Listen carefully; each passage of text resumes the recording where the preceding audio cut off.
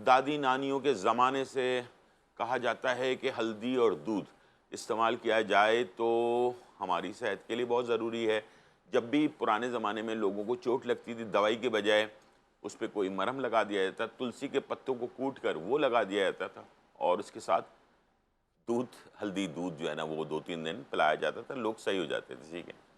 आज के जो दौर में रिसर्च हुई, उसके बाद जिस चीज़ का पता चला वो ये कि दूध कई किस्म के होते हैं।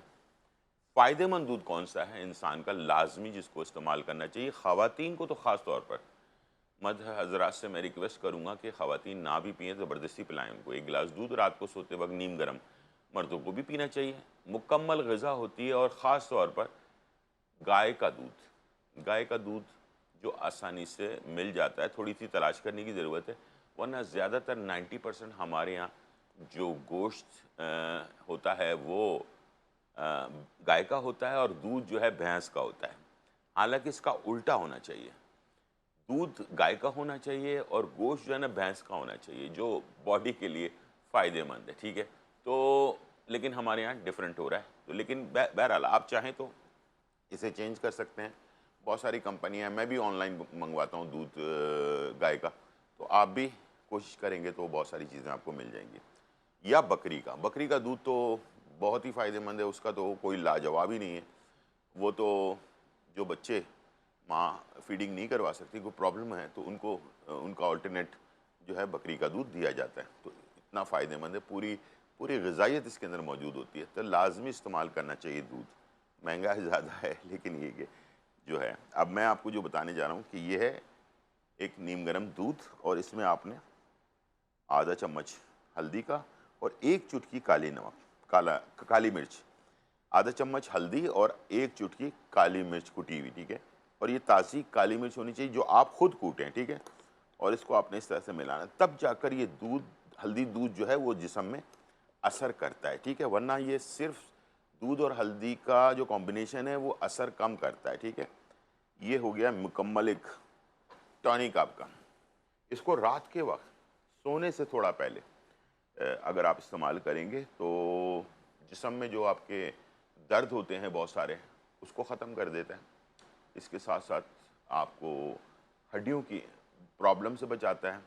मैदे के अंदर जो हमारे ऑर्गन्स हैं जैसे दिल, गुर्दा, फेफड़ा, इन तमाम चीज़ें जो अंदरूनी हैं, उनको उसमें अगर कोई ज़ख़म हो जाए या कोई इन्फेक्शन हो जाए, तो ये हल्दी जो है एंटीसेप्टिक होता है।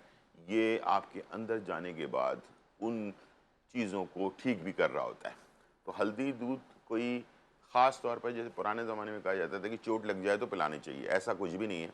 शुगर पेशेंट ख़ास तौर पर, मैंने इसमें कोई चीनी वग़ैरह ऐड नहीं की, उनको अगर इस्तेमाल करें वो, तो कुछ अरसे के बाद उनके जो शुगर लेवल है उसमें भी फ़र्क पड़ता है। ये जब अंग्रेज़ आए इंडिया पाकिस्तान जब एक ही मुल्क था, तो उस वक़्त इन्होंने इसको हल्दी की जब रिसर्च की, तो उसको कहा गया कि ये एशिया का सैफ़रॉन है, यानी कि ज़ाफ़रान जैसी इसके अंदर ख़ुसूसियात मौजूद हैं। तो अब आप समझ सकते हैं कि ज़ाफ़रान जैसी ख़ुसूसियत मौजूद है तो इसको पीने से आपको क्या फ़ायदा हो सकता है।